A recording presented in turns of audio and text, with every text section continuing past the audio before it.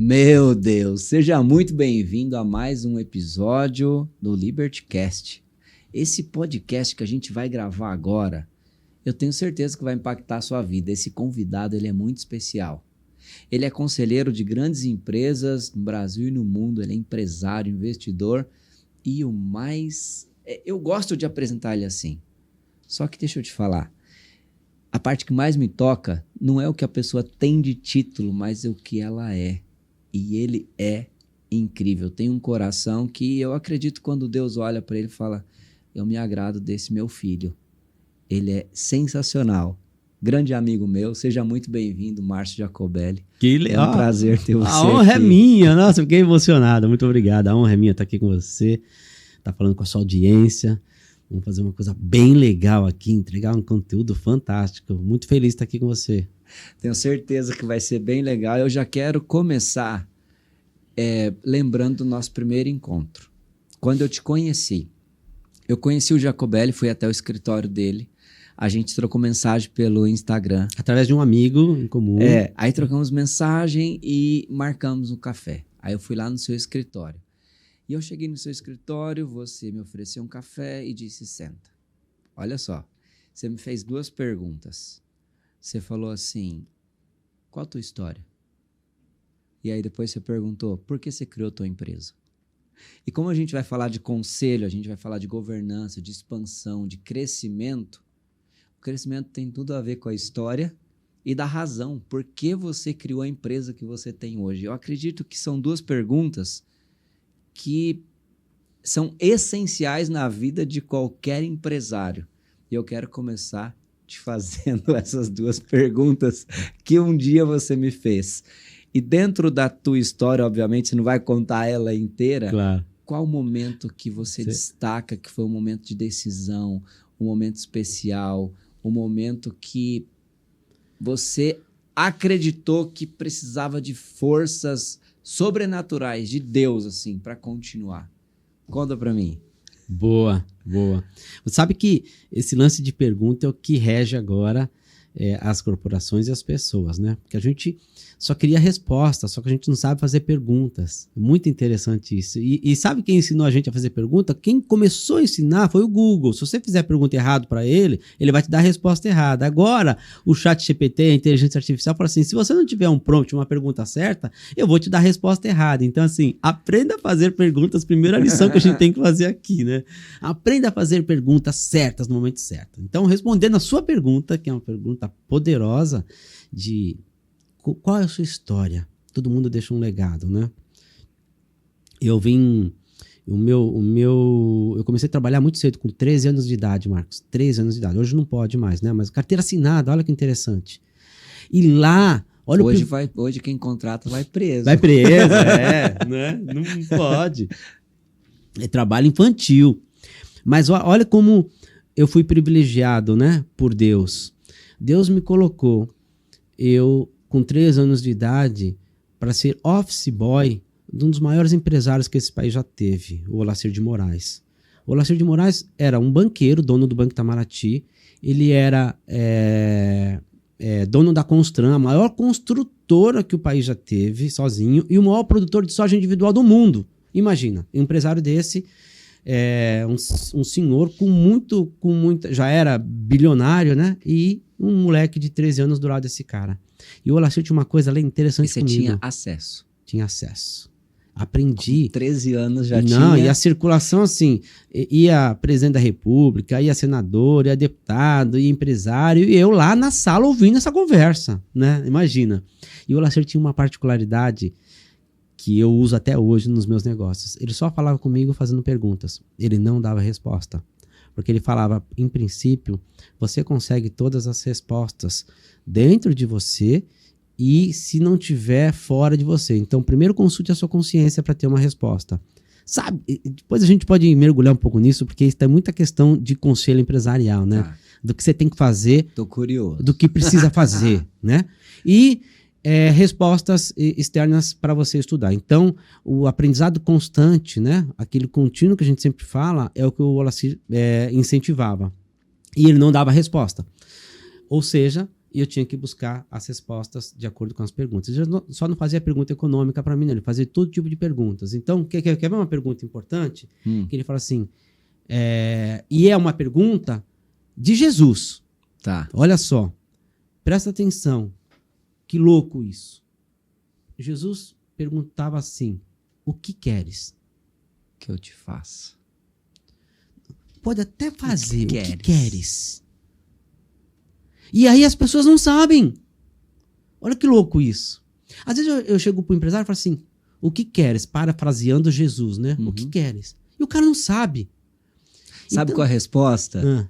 O que queres? Aí a pessoa responde, não pensei sobre isso.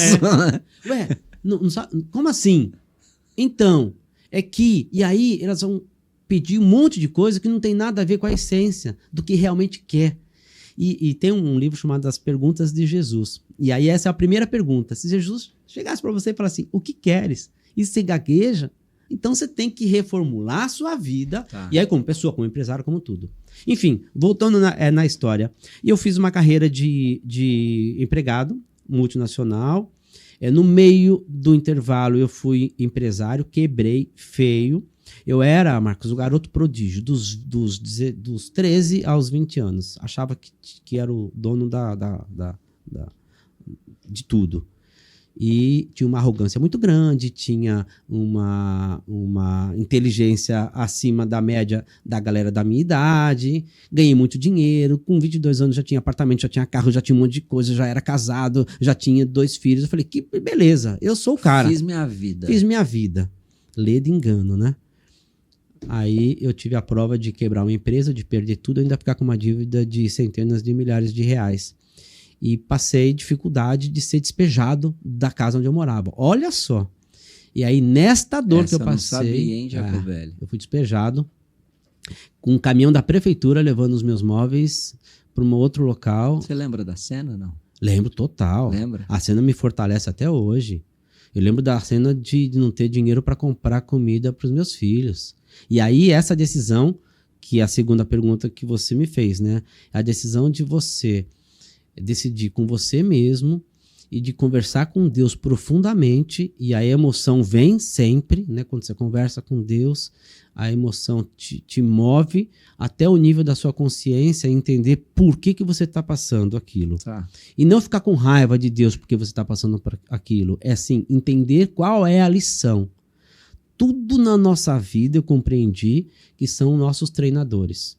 Aquela pessoa que se relaciona difícil com você, ela é o seu treinador mais difícil. Às vezes é seu pai, sua mãe, às vezes é seu irmão, às vezes é seu amigo, seu vizinho. Ele é seu treinador. Encara ele. O que esse cara tá me treinando? Tá me treinando na paciência? Tá me treinando a benevolência, a caridade? Eu tenho algumas pessoas na minha vida que treinam a minha paciência, Jacob. A minha sempre aparece. Meu Deus. E aí eu falo assim, o que esse pessoal tá me treinando? E aí toda vez que eu tenho um problema de relacionamento, eu falo, é um treinamento. Eu preciso aprender alguma coisa com isso. Tá, vamos dar uma pausa aqui. Legal. Você foi despejado e, obviamente, você foi para algum lugar. E aí, nesse lugar que você foi, não é sobre o lugar, mas é sobre a mentalidade. Nesse lugar que você foi, o que você pensou? Qual foi o gatilho? Qual foi o motor? O que te moveu a falar, peraí, eu vou me esvaziar? Porque até então você era o cara que sabe tudo, né? Já conquistou tudo. E aí, como foi esse ponto aqui? Você falou, peraí, deixa eu me quebrantar. Deixa eu ver onde eu errei. Deixa eu ver o que eu preciso arrumar. Você lembra ou não? Eu achava que, assim, expectativa e realidade, eu falava assim, eu tenho uma expectativa de vida muito legal, eu vou ser o cara. Tá. Nossa, com 22 anos já tem tudo isso, imagina quando tiver 30. E o erro, que eu cometi vários erros no meio do caminho. Um erro de você achar que você não tem mais nada para aprender e só ensinar, já é um primeiro erro. O segundo erro é a arrogância quando você... E aí eu fui refletir. Eu estava num lugar que eu falei assim, cara, estou nesse lugar e eu sei que é temporário, mas vai ficar permanente se eu não entender o erro. Gostei. Vai ficar permanente se eu não entender. Então, se você não volta para entender o que aconteceu com você e refletir, porque assim, olha que interessante, quando a gente ganha alguma coisa, a gente comemora. E quando a gente perde, a gente reflete, chora. Então, a reflexão na perda é, às vezes, muito mais importante do que a comemoração do ganho. É legal comemorar, sempre falo de você reconhecer, de você comemorar, de você vibrar. Mas não pode deixar a reflexão também porque eu ganhei.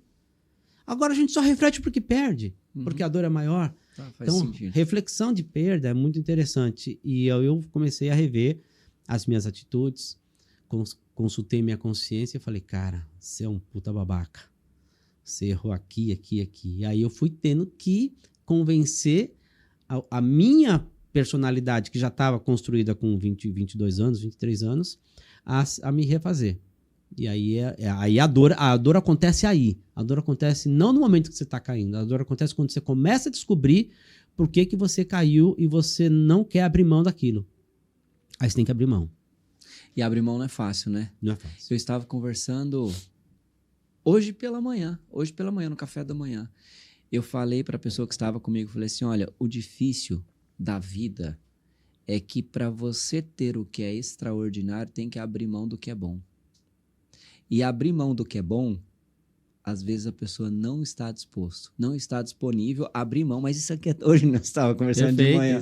Cara, abrir mão do que é bom é muito difícil. É difícil. Só que você só vai alcançar o posicionamento e o extraordinário daquilo que você imagina que é o extraordinário se abrir mão do bom. Qual foi o bom na tua vida que você abriu mão para hoje se destacar como conselheiro no Brasil e ter essa relevância que você tem? É o extraordinário. Só que para isso acontecer, você abriu mão do bom. Perfeito. Qual foi o bom que você abriu mão? Perfeito. E é perfeita a sua colocação. E quando a gente abre mão do bom, as pessoas chamam a gente de louco, né? Porque tá bom, cara, cê é tá doido, legal, como você é doido. Não é possível. E eu decidi, e aí depois saltando, né? Até os 44 anos de idade, como empregado, como executivo. E aí eu abri mão de uma empresa que eu trabalhava, que é uma multinacional brasileira, gigante, né? Empresa que faturava, na época, já 40 bilhões ano. Um cargo enorme, um salário gigantesco, uma PLR, participação de lucros e resultados, que dava inveja a qualquer empresa do Brasil. E eu falei, quero sair. Não quero mais isso. Mas isso é tão bom. Meu Deus. Mas eu não quero mais isso. E esse eu quero sair foi da noite pro dia ou você foi namorando essa saída? Namorando, assim, namorando, porque assim, tomar decisão rápida com poucas informações é um risco muito grande, né? Tá. Eu fui namorando porque envolve outras pessoas e pedi a opinião de muita gente. É importante isso, né? Nem sempre, eu tinha convicção que eu queria, mas eu queria saber se eu estava vendo, se eu tinha algum ponto cego que eu não estava enxergando, porque uma decisão tomada emocionalmente, Marcos, você sabe muito bem do que isso, aliás, você dá aula disso. Uma decisão tomada na emoção, ela corre o risco de você tomar essa decisão muito errada, né? Daí a mãe falando, onde é que você estava com a cabeça, né? Onde é que você estava com a cabeça? Porque a cabeça é razão. Você tomou a decisão pelo coração e eu estava só com o coração. Falei, será que eu estou vendo um ponto cego? E aí consultei várias pessoas, muita gente falando assim, você é louco, não sai não, fica aí, você está delirando. E outras assim, se é sua convicção, se é o seu sonho, vai em frente. E aí sempre entre essa briga de razão e emoção, essa emoção, quem vence é a emoção. A emoção venceu e eu decidi sair, convicto que eu queria sair, convicto que tudo que eu ia perder do bom para conquistar o extraordinário. E, então foi a decisão mais difícil, eu imagino. Empresarialmente, sim. Né? Agora, te chamaram de louco. E falaram também que você estava certo. Teve algum peso de alguém que te chamou de louco? Porque uma coisa é alguém que não te conhece, ou te conhece pouco, ou tem pouca relevância na tua vida, e falar, você é louco, entra aqui, sai aqui. Mas teve alguém que te chamou de louco, que você falou, caramba, será que eu tô certo? Porque essa pessoa, ela é muito relevante para mim. Ou não? Ou você ouvia e já estava meio que decidido? As pessoas mais próximas... Porque essa pergunta vai emendar na outra. Tá. Vai lá. Então, assim, as pessoas mais próximas, aquelas que me conheciam, falavam, vai.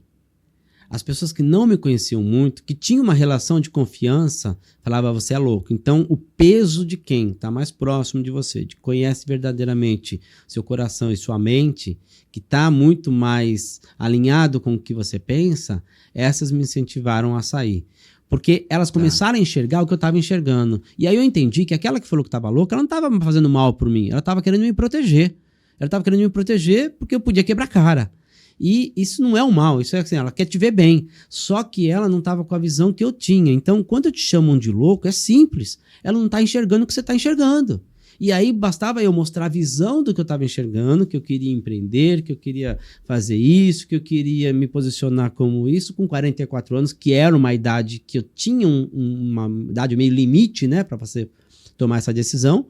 E eu tomei a decisão. Aí depois, que as pessoas te chamam de louco, quando dá tudo certo, elas chamam de gênio, né? Não, ó, gênio, esse cara é... Não, e o mais legal é aquela frase assim, ó. Eu queria ter a coragem que você tem.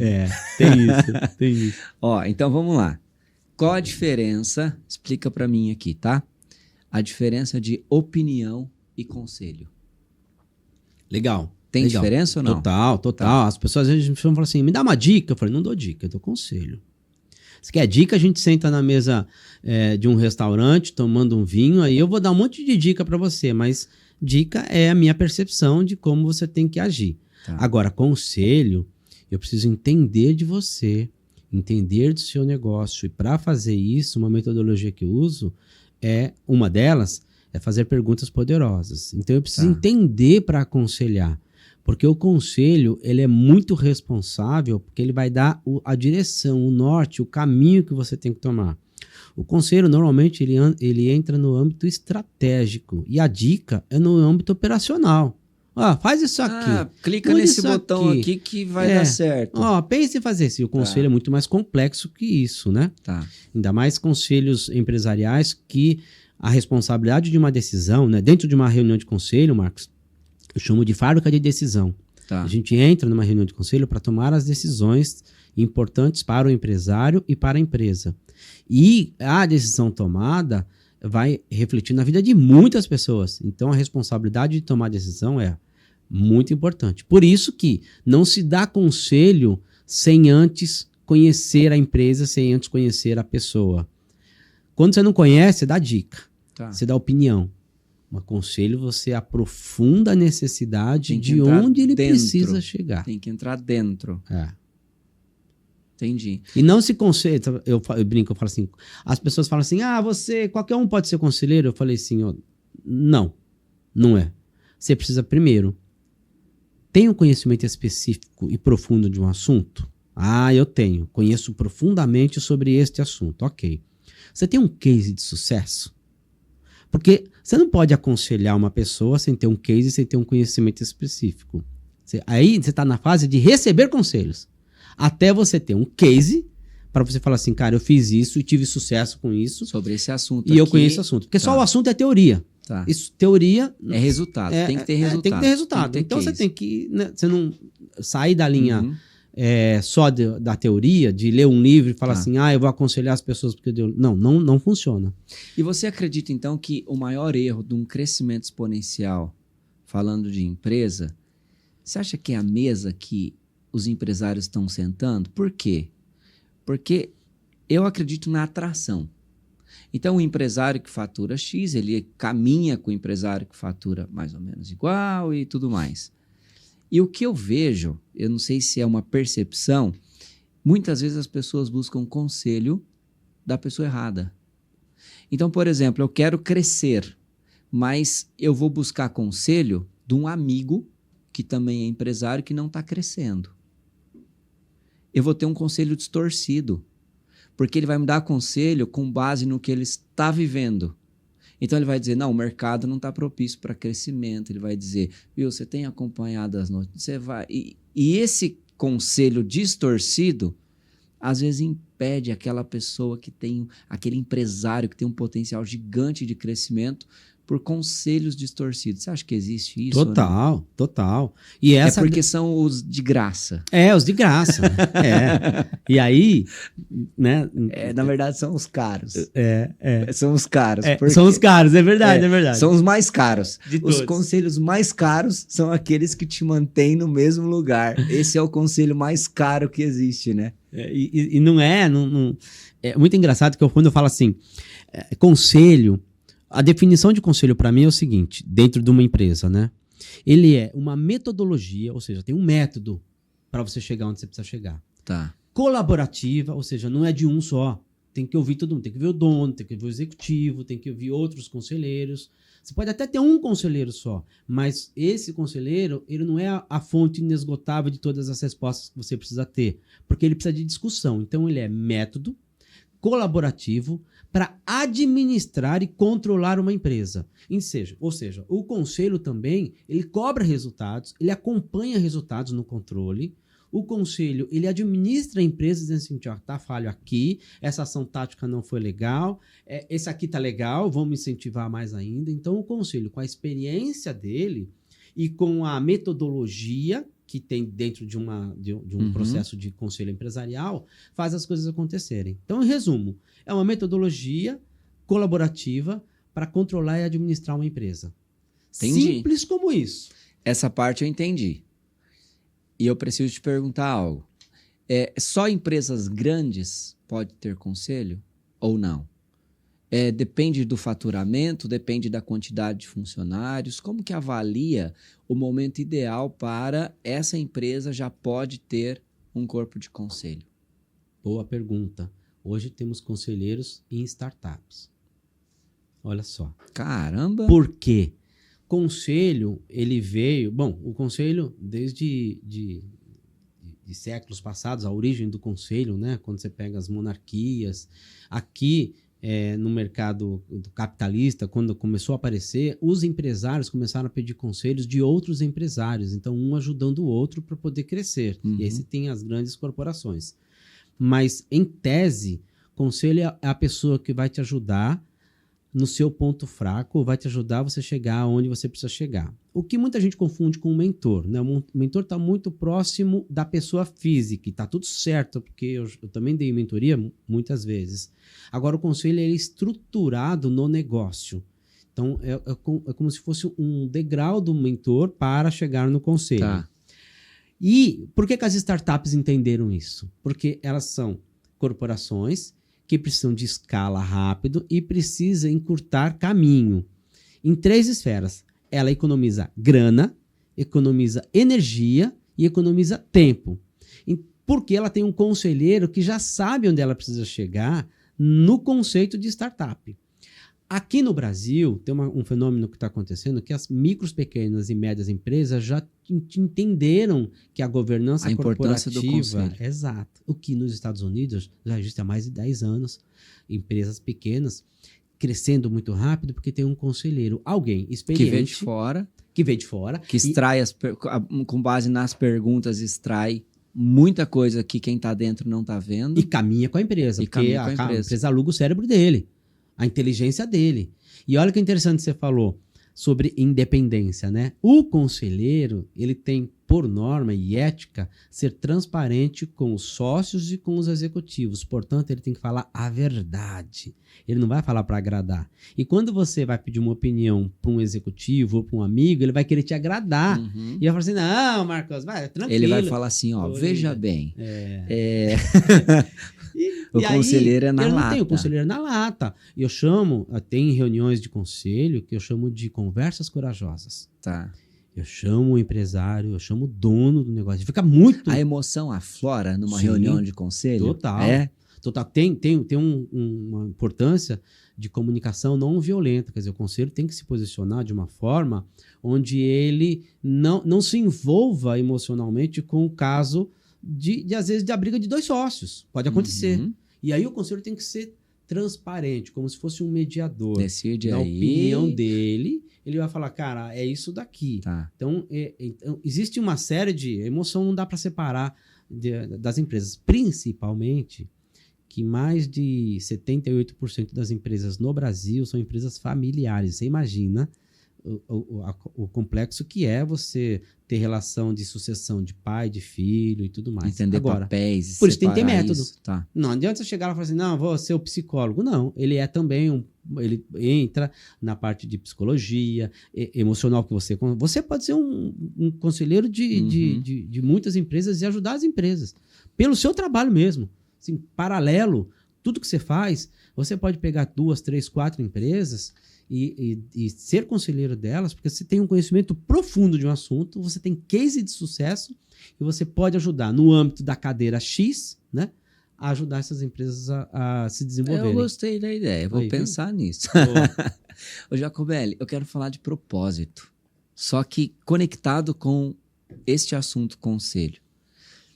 Quando você descobriu, eu vou ser conselheiro. Quando você descobriu, falando de propósito, chamado, porque o que eu penso? Que quando você sai da tua casa para ir para alguma empresa, ou mesmo que seja online, para uma reunião de conselho, é algo que você gosta. Tipo, meu Deus, hoje eu vou me divertir. Por quê? E propósito está relacionado com algo leve, divertido, e que você entra em flow e o tempo passa. Você saiu de uma carreira executiva. E como que foi esse caminho até você descobrir o propósito? Você já era alguém que as pessoas pediam muito conselho, desde a adolescência, jovem, já era algo meio que natural desde a adolescência? Ou isso se tornou mais evidente, mais claro, mais palpável depois que você saiu dessa multinacional? Boa. Sim. É engraçado essa pergunta, porque eu comecei a observar isso recentemente, né?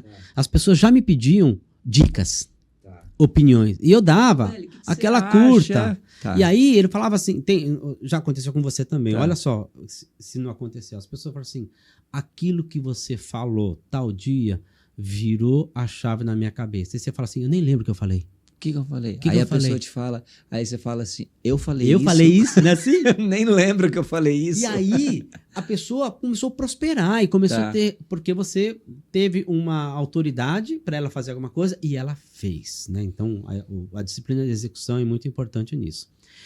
Quando eu deixei a multinacional, eu abri uns negócios, aí comprei outros, vendi, fui sócio de bilionários. Aí comecei a entrar sentar na mesa de gente grande, entender como é que se faz negócio. M&A, comecei a entender como é que funciona o crescimento de uma empresa, ecossistema e eu tudo falei, mais. Legal, gostei. E neste momento eu já fazia conselho de graça para a galera. A galera fala assim, senta aqui, conversa aqui. Eu comecei a falar, ó, faz isso, faz aquilo. E aí eu vi gente que faturava 10 milhões no ano começar a faturar 50. O cara falou assim, cara, eu preciso de você aqui. Aí para faturar 100 milhões. Eu falei, legal, você fez o que eu te falei? Fiz. Eu falei, aí eu ficava falando, legal, então eu tô sendo mais assertivo com a minha experiência. Sabe aquela história de você, às vezes, não valorizar a sua experiência e você fica dando dica para todo mundo e todo mundo se desenvolvendo? Isso é legal. Lembra dos 3 pilares, né, que eu sempre falo. E eu tava me divertindo, porque eu queria ver as pessoas crescendo, as empresas crescendo. Eu falei, nossa, eu ficava... Quando ele ligava, eu falava assim, cara, sabe, de um ano pro outro, eu cresci 200%. Eu falei, que legal. Foi aquilo que você me falou. Foi que maravilha, legal, parabéns. Que delícia, parabéns. Eu falei, me diverti. Ajudando as pessoas, o segundo pilar. Tava ajudando as pessoas. Tinha um porquê, uma razão, legal. As pessoas me ligavam, tinha um prazer. Eu viajava o Brasil inteiro fazendo isso, porque eu ganhava dinheiro de outra forma. Aí eu falei, cara, isso aí pode ser um negócio. E aí fui estudar conselho administrativo, né, nas principais instituições do mundo. Entendi que tem um processo e que é remunerado esse processo. Se divertir, ajudar as pessoas e ganhar dinheiro fez parte do pilar que eu não abro mão agora quando eu entro no negócio. Aí eu comecei a entender que você pode ganhar dinheiro como conselheiro, sendo remunerado. Dentro do conselho, você pode ganhar dinheiro com o crescimento da empresa. Então, a empresa que fatura 10 milhões, fatura 100, aquela fatia de crescimento você também é remunerado. E você pode também ganhar dinheiro fazendo equity nas empresas que você é conselheiro. Olha só que delícia. Tem vários caminhos. Vários caminhos e resolveu o pilar de ganhar dinheiro. Tem um número interessante que as pessoas às vezes acham que é absurdo, né? A Natura foi a empresa que mais, em 2023, mais pagou para os seus conselheiros. Está lá na revista Forbes que a Natura pagou 78 milhões de reais no ano de 2023 para os seus conselheiros. A Ambev foi a segunda. Quando as pessoas olham aquilo, falam assim, nossa, nunca vou poder ter conselho, 78 milhões. Mas lá é outra, aí você aprofunda, você entende que só um conselheiro lá ganhou quase 70 milhões, porque ele tinha um acordo de, assim, a empresa está aqui, se eu chegar aqui, eu tenho uma participação disso. E é uma empresa que fatura mais de 50 bilhões, então 70 milhões é totalmente viável você pagar para conselheiro. E aí as pequenas empresas começaram a entender isso. É melhor eu crescer com a mente de alguém que conhece do que eu ficar aqui me matando, pegando dica de gente sozinho. Ou dica de quem está no mesmo tamanho que eu. E não vai, e aí não entende o porquê, fica desesperado, fica no platô. Tem um conselho. Vai te ajudar a organizar a empresa, vai te ajudar a crescer. Tem empresário que me chama e fala assim, eu quero vender minha empresa. Seja meu conselheiro para ajudar a arrumar a casa para vender a empresa. Legal, então vamos lá. É um objetivo. O conselho vai ajudar ele naquele objetivo. Ah, não, eu quero deixar a empresa para os meus netos. Ok, é outro objetivo. Ah, não, eu quero franquear, eu quero abrir canal de distribuição, é outro objetivo. E assim, sucessivamente, acha o conselheiro certo para resolver o problema que você é fraco. Terceirize as suas fraquezas. Gostei. Agora, você quer uma pergunta fácil, médio ou difícil? Manda difícil. Meu Deus! Então vai lá, eu vou amarrar tudo isso numa pergunta agora. Nossa, não sei se eu vou conseguir responder essa pergunta. Vai. Pode? Manda lá. Então vamos lá, baseado em tudo que a gente conversou até agora, Deus está muito feliz. Imagina, aí Deus olha, feliz com Jacobelli, multiplicando talentos e fazendo empresas prosperarem e, consequentemente, famílias crescerem. Então, imagina. E imagina que Deus muito feliz com Jacobelli. E aí ele aparece para você agora e te faz uma pergunta. O que queres? Pergunta difícil, né? E eu vou responder assim. Eu quero continuar sendo um instrumento da vossa paz. Isso que eu quero. Me use. Para essa resposta, precisa estar certo que algumas coisas precisa abrir mão, né? Algumas coisas precisa abrir mão. E tá tudo certo. Uma decisão tomada é uma decisão não tomada. Gostei. Você tem uma visão para um ano, sim? Da minha vida? É. Tenho para 10 anos. É? É. Visão, né? Tá. Visão de futuro. Tá. Nas empresas, quando eu falo de visão de futuro, eu falo de até 3 anos. Antigamente a gente falava 5. Mas o mundo está mudando tão rápido que para a empresa, se você tiver até 3, fique feliz. Tá ótimo, fique feliz, né? Tem gente que não consegue visão de futuro de 1 ano. Mas esses dias eu vi um amigo postando, você conhece ele, amigo em comum nosso, um grande empresário, e ele postou assim, reunião de conselho com a empresa e tal, e visão de 20 anos. Eu falei, meu Deus, um dia eu chego nesse nível. É muito difícil. Eu não consigo. Para a empresa é impossível. Ainda mais com inteligência artificial chegando, novas modalidades. A Covid fez a gente repensar muito isso, né? Muito. Que era certo, deixou de ser certo, depois que a gente começou a pensar do que o mundo pode ser capaz, né? E a gente não controla todos os... Aliás, controla muito pouco, né? Controla só a sua vida, né? Mas a minha visão de futuro pessoal é cada vez mais ajudar as pessoas a conquistarem os seus objetivos, porque eu sei que os objetivos delas são os meus. Tem uma frase que eu falo assim, eu comecei a aprender que para ficar rico eu tenho que deixar outras pessoas ricas. Essa é uma premissa.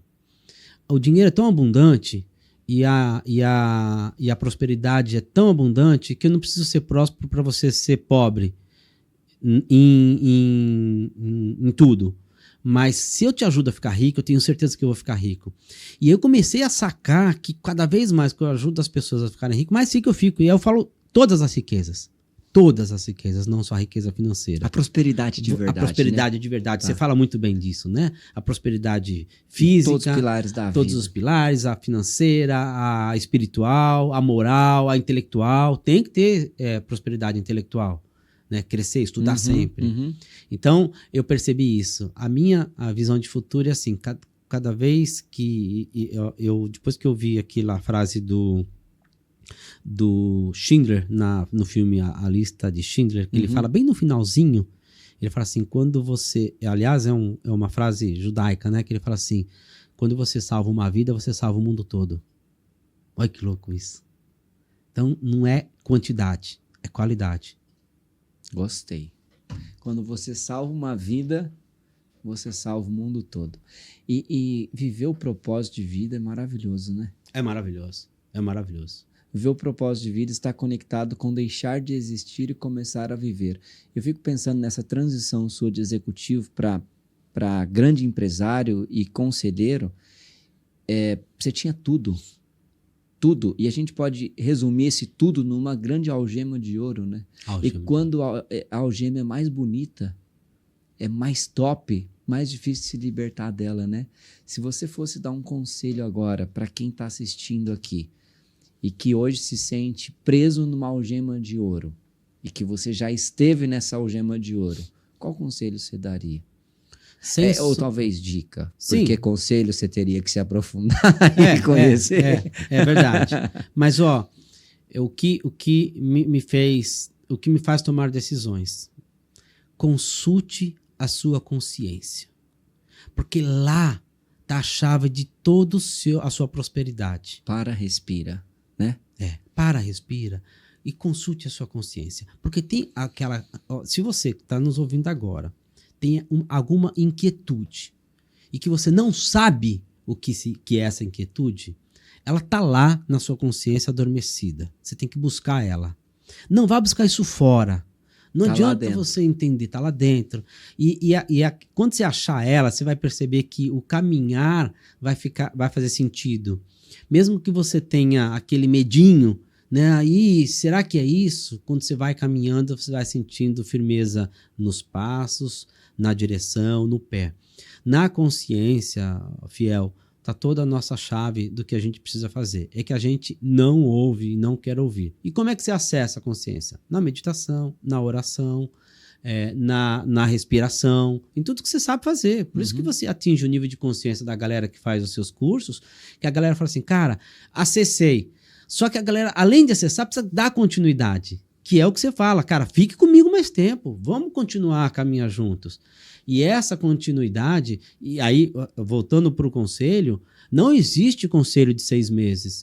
Meu conselho é empresa. Porque o conselho ele tem visão de longo prazo. Nas empresas americanas, o conselho para pequenas e médias empresas é de 5 anos. Ou seja, a empresa ela não abre mão do conselheiro e é a empresa que não quer. Às vezes o conselheiro precisa trocar. Precisa para outro negócio, né? Para poder. E a empresa não. Pelo amor de Deus, fica aqui. Em média, o conselheiro de uma empresa, de uma pequena e média empresa nos Estados Unidos, ele permanece na empresa durante 5 anos, porque ele cresce tanto aquela empresa que meio que parece uma dependência. E não é dependência, é porque a visão de futuro de empresas que queiram estourar a bolha do bilhão, né? Que é o unicórnio.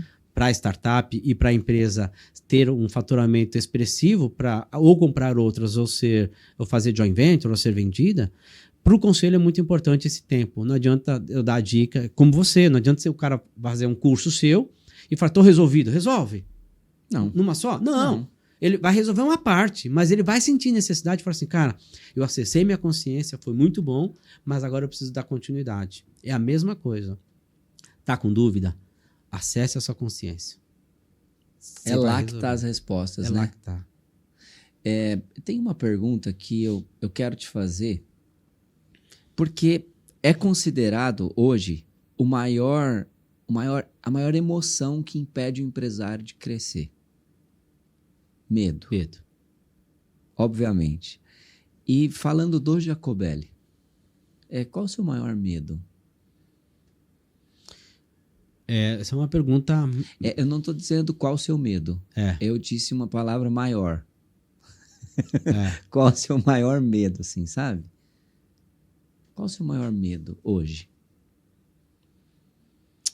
Eu não tenho essa resposta hoje.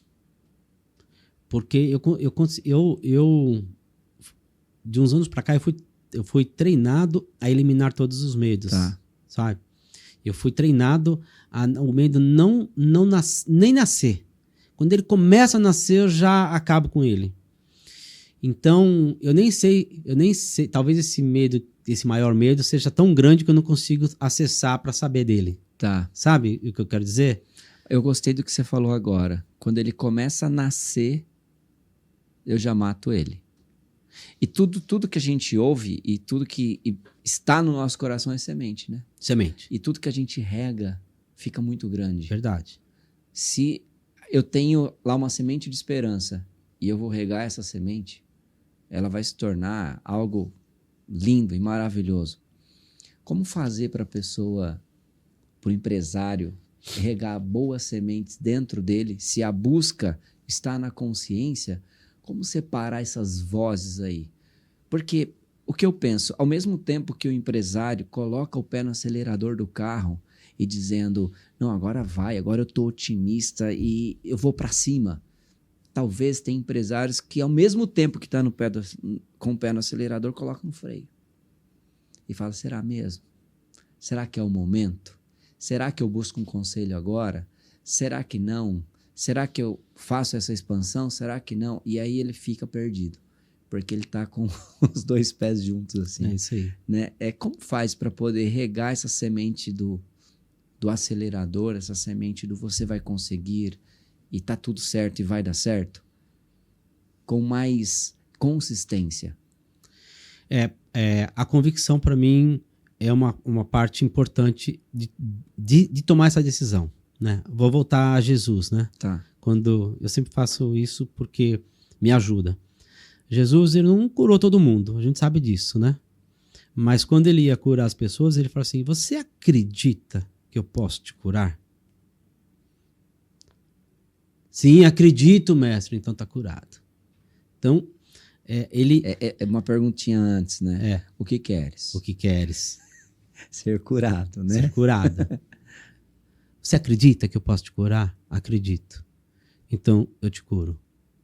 Então, tem uma sequência que a gente usa na nossa consciência e na nossa convicção. É assim, às vezes, o cara quer aquilo, mas por um motivo diferente. A maioria, eu quero ganhar dinheiro. Não é o motivo. Não é o motivo. E aí ele se engana, porque o dinheiro não se sustenta no propósito dele levantar cedo para poder falar assim, aquilo que eu quero, a convicção. E aí quando ele está, como você disse, ele está acelerando a empresa dele, acelerando o carro, ele fala assim, mas será? Quando é será? Olha a frase, ó. Voltando de novo, sem falar da religiosidade, mas da espiritualidade, né? Frase, abre aspas, Jesus, né? Tudo que pedirdes na prece, com fé recebereis. Então, é preciso agirdes como se já tivesseis recebido. As pessoas não agem como se tivessem recebido, mas ela pede para receber. Então, olha só, vou repetir. Tudo que pedirdes na prece, na convicção, na meditação, na oração, em conversa com você mesmo, na sua consciência, tudo que você pedir, você vai receber. Então, é preciso você começar a agir como se já tivesse recebido. E aí, essa segunda parte, a pessoa fala assim, será? Pisa no freio. Mas eu vou estar fingindo, né? É. Se eu começar a agir como se eu já tivesse recebido, aí não vai ser eu. Aí, tá vendo? Aí eu vou estar fingindo. Já quebrou. Porque aí ele fala assim, aí o será apareceu. Aí é o medo. É o medo de falar assim, então não é, então eu não quero aquilo. Porque aí faz pisar no freio. Uhum. Aí eu falo pro empresário, mas não era esse seu sonho? Sua convicção verdadeira? Não era isso que você queria? Era. E por que você tá pisando no freio? Então, será que era isso mesmo? Porque não tá agindo como se tivesse recebido. É muito louco isso, porque a gente... isso serve para a nossa vida pessoal, empresarial, mas isso tem afetado muito as convicções de quem realmente quer o que quer. Porque se ela tem dúvida, e a dúvida é um atributo do medo, né? Tem dúvida, logo eu não sei se eu vou conseguir, logo não sei se eu sou o melhor, logo não sei se eu sou o merecedor, logo, o cara vai pisando no freio. E aí ele desiste da principal motivo dele. Aí fica adormecido de novo na consciência. Aí fica aquela inquietude. Ah, mas inquietude. Aí ele vai visitar a consciência de novo e esse ciclo se repete e o medo tem feito ele a pisar no freio. Por quê? Tudo que pedis na prece, com fé recebereis, é preciso agir como se tivesse recebido. Então, age como se tivesse recebido. É porque a fé é a abstinência total da dúvida, né? Então, eu sempre falo para meus alunos, existe uma diferença de crença e fé. Você acredita? Eu acredito. Só que a crença, ela está relacionada com o resultado. Isso. Então, quanto mais eu tenho resultado, mais eu acredito. Quanto menos eu tenho resultado, será que é tudo aquilo que me falaram, né? Menos eu contrato um conselho. E eu estou acreditando que esse conselho vai me ajudar. Primeiro mês, eu não vi muita coisa. Aí eu começo a duvidar. Será mesmo que conselho é bom? Porque a crença está relacionada com o resultado. Primeiro mês, o conselho me foi top. Cara, conselho é tudo isso que me falaram mesmo. Isso é crença. Fé é a abstinência total da dúvida. Fé não depende de resultado. Porque fé, a pessoa que tem fé, ela entende que existe um processo. Exato. E nesse processo, que eu estou disposto a pagar e ir por esse caminho, eu pedi, eu estou agindo como se eu já tivesse, então já é. Acabou. Perfeito. Isso é fé. Adorei o que você falou. Isso é fé. Então, as pessoas confundem muito crença com fé. Você acredita em Deus? Acredito. Quanto? Muito. Acredito muito em Deus. Ah, é? É.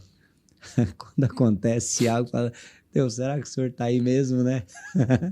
Fé é saber exatamente que, mesmo que você não está vendo, tá lá. E acabou. É isso. Fé é entender que nem tudo você vê, né? Eu costumo dizer que a crença é o que os olhos talvez enxerga, que é a condição, e a fé é o que o coração enxerga. O coração já enxergou. Eu nem tenho ainda, mas já vou agir como se eu tivesse, porque no meu coração já enxerguei. E aí tá o nível de crescimento de uma pessoa para outra, né? Eu não sei se eu acho que você já conheceu pessoas ou empresários que crescem mais do que outros, mas não é porque tem mais intelecto. Talvez é porque tem mais fé e acredita mais nele mesmo, acredita mais no produto, acredita mais nas pessoas, acredita mais no funcionário. E aquele que sabe mais, às vezes fica mais empacado. Por quê? Porque falta nele mais fé. Nele, nas pessoas, no produto, no que ele faz. Faz sentido ou não? Total, total. Isso acontece diariamente. Agora, tem uma coisa interessante.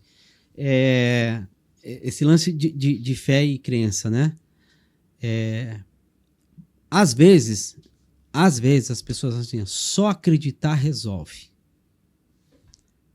E aí, eles ficam só na esfera, não, que é a crença. Que é a crença. Quem acredita está esperando. Exato. Quem acredita, só tá esperando. espera.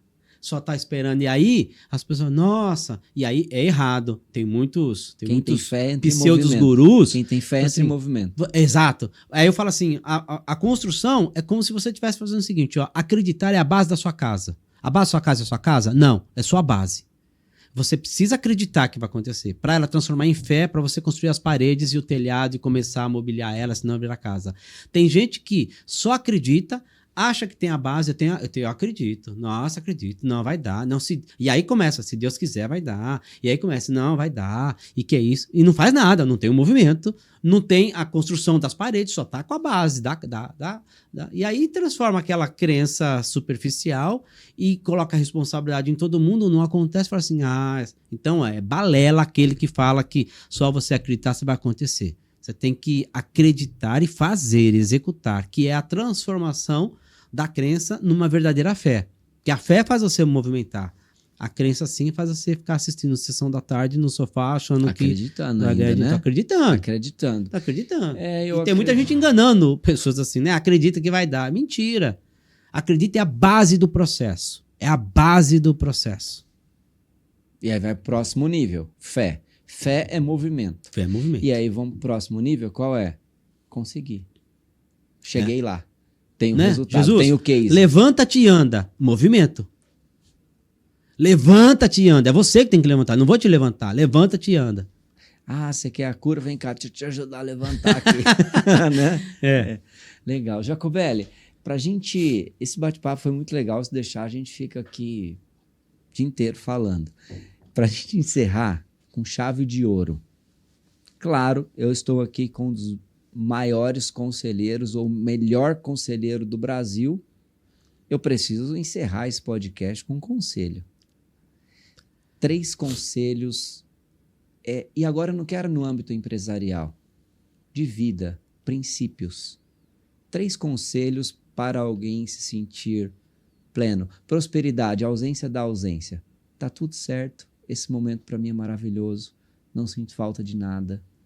3 conselhos para a pessoa seguir o propósito, seguir o coração e viver aquilo que foi chamado para fazer aqui na Terra.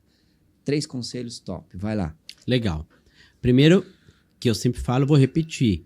Pesquise a sua consciência. Vá a fundo nela. Esse é o primeiro conselho que eu dou para os meus filhos. Né? Tá em dúvida? Vai na sua consciência. Primeiro, em primeira situação. Primeiro conselho, anota aí, hein, gente? Anota aí. Primeiro conselho, vai para sua consciência. Segundo conselho, siga o seu coração, porque lá, quando eu falo coração, não estou falando órgão coração, estou falando siga a emoção mais forte que te move. Toda vez que a gente só faz análise racional, a gente erra. Análise racional é bom para os números, para você tomar as decisões corporativas dentro do seu negócio. Mas, quando você tem uma convicção, é o coração pulsando, dizendo o seguinte: está pulsando a minha alma? Se pulsou a alma, siga. Às vezes pode estar no sentido contrário, que não é porque todo mundo está fazendo, é porque está certo. O certo é certo e o errado é errado. Então faça o que seu coração está pedindo. Uhum. Esse é o conselho. Esse conselho ele é lindo. Presta atenção. Siga o coração. E de forma genuína. Jacobelli ele falou uma palavra ali que é top. Alma. Por quê? O coração... Veja se faz sentido, tá? Existe uma chave muito pesada na Bíblia, que o coração, ele é enganoso. Respira e calma. Eu vou explicar. Em que momento que ele é enganoso? Eu vou te dar um exemplo. Há algum tempo atrás, alguns anos atrás, eu tinha muito medo de crescer. Muito medo. Eu tinha essa trava emocional do grande, de crescer, de faturamento, de grande empresa, de muitos funcionários. Era uma trava emocional, medo do sucesso. E o meu coração me protegia e dizia para mim, tá bom até aqui. E aí você usou uma palavra que complementa o conselho que você disse, a alma. E aí é um nível muito profundo. Porque mesmo que existe no coração um medo, vai se aprofundando até você chegar na alma, Exato. que é aí que está aqui a tomada de decisão. Cara, eu tô com um pouco de medo, sim. Só que deixa eu te falar, eu sinto na minha alma, que é isso que você falou agora, eu sinto na minha alma, cara, que é para fazer. É isso. Então mesmo que eu tô com medo, eu vou com medo mesmo. Vou com medo mesmo. Então, é nesse nível de seguir o coração, né? É isso. Nesse nível. Né? Usei a figura do coração justamente para aprofundar que não é o coração como órgão, né? É o coração como a alma pulsante. A alma pulsante. Tem que pulsar. Tipo, cara, tô pulsar. com medo, mas eu vou. Eu vou. Show. Isso. Terceiro conselho. E o terceiro, é tão importante quanto os outros dois, é cuide do seu ambiente. Meu Deus. Isso é tão importante, Fiel, porque nós influenciamos e somos influenciados a todo momento. E antigamente eu falava assim, tenha disciplina de execução. Mas a disciplina de execução vai por água abaixo se o ambiente estiver errado. Você vai ser vencido pelo ambiente, por mais disciplinado que você seja. Você sempre vai ser vencido pelo ambiente. Então, rápido, né? O que é ambiente? As pessoas podem perguntar, né? O que está entrando na sua mente é o ambiente onde você está. Então, se você está vendo só notícias ruins na TV, aquilo está entrando na sua mente. É o ambiente que você está, se ligando com um tipo de energia, um tipo de vibração que não está te fazendo bem. Então, tira o ambiente, desliga a TV. Desses canais que te... tô andando com gente que não está agregando. Reze para a pessoa, mas não ande com ela, que é um ambiente que você está andando, está te prejudicando. Eu não sou influenciado. É sim, mentira. Não tem como. Não tem como. Não tem como. Não tem como. Então, cuide do seu ambiente. Que ambiente que você está? Esse é um momento importante de você saber se você cresce como pessoa. E eu estou falando disso mesmo, né? Crescimento moral, espiritual, intelectual, crescimento financeiro, crescimento físico, como pessoa. O ambiente onde você está vai dizer quem você é. Né? E não é o Jacobelli que está falando, nem é o Fiel, né? Assim, diga-me com quem és que eu direi quem antes e diga-me quem antes que eu direi quem és. De vice-versa, dá certo. Então, né? A minha mãe sempre falava, cuidado com quem você anda, tá? Porque se alguém fizer coisa errada, vai sobrar para você. Tá vendo? Então, nas palavras de mãe, na sabedoria ali da avó, da mãe, ela já estava dizendo, viu? Cuidado com quem você anda, porque quem você anda está relacionado com o seu sucesso ou com o seu fracasso. Exato. Não é? Jacobelli, para a gente encerrar, uma frase, uma chave que você leva no coração e que marcou tua vida. Nossa, eu levo tantas. É mais ou menos assim, ó. Nossa, meu pai sempre falava isso, sabe? Meu avô sempre falava isso. Bom, qual é a frase que se alguém falar, é Jacobelli? Vou falar uma frase que eu levo assim, ó. Uma boa vida se constrói com boas relações. Cuide das relações, que você vai ter uma boa vida em todas as esferas. Nosso mundo, essa frase é mais ou menos dizendo o seguinte: você pode errar em tudo, mas se você cuidar das pessoas e alimentar as boas relações, você está acertando em tudo. Uma boa vida. E eu levo isso para a empresa também. Uma boa empresa se constrói com boas relações. Meu Deus. Você vai precisar voltar e assistir de novo. Se você gostou muito, porque acabou. Eu sei, acabou rápido. Foi maravilhoso, foi uma honra receber o Jacobelli aqui. Márcio Jacobelli, muito obrigado por você estar aqui. Eu que agradeço, a honra foi tudo minha. Foi um papo agradável, adorei. Ficaria aqui o dia inteiro falando. Me coloco sempre à disposição de você, sabe o quanto eu amo vocês, né? Então, você, seu irmão, sua família, os colaboradores, todo mundo aqui, a galera aqui é realmente fantástica. Então, estou muito feliz, muito honrado, viu? Obrigado. Muito obrigado, também amo você e que você possa crescer. Meu Deus, Jacobelli vai crescer para onde, gente? Mas cresce, eu quero. Eu sei que já terminou, mas eu preciso dizer algo. Vai lá. Assim, que tá pulsando na alma. Boa. E a gente tá num ambiente legal, olha lá. Cara, tá pulsando na alma. E que eu acredito que é uma declaração muito poderosa que eu sinto de te falar nesse momento agora. É o cajueiro maior do mundo em Natal. Quando você vai e entra no cajueiro maior do mundo em Natal, tem o tronco principal. Só que quando você começa a andar por ele, tem muitos troncos. E dá a impressão que o outro é o principal, de tão robusto que ele é. Mas sai de um principal. E aí quando você caminha por aquele lugar, dá a impressão que cada um é individual, mas eles estão tudo conectados com o tronco principal. E quando você fala de relações, o seu propósito aqui na Terra é ser esse tronco principal que conecta muitas pessoas muito forte. Muito obrigado por você ser essa pessoa. Oi, fiquei emocionado, obrigado. Valeu, gente, tamo junto e até a próxima.